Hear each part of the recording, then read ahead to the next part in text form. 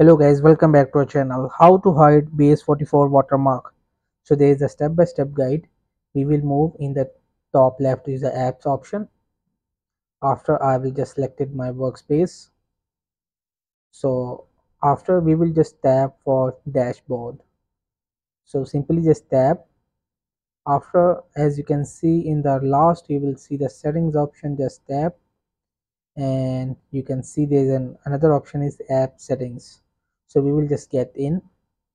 After, you will see there is an option platform badge. Show or hide the edit with Base44 badge on your app.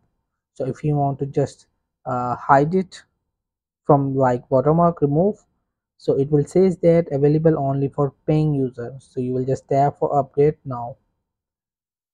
So must so make sure you will just have to start a subscription from here.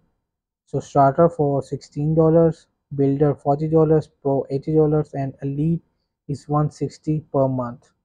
So when you just have to subscribe for here, so from here you will just have to option to remove uh, watermark on Base44. So that's it. Thank you.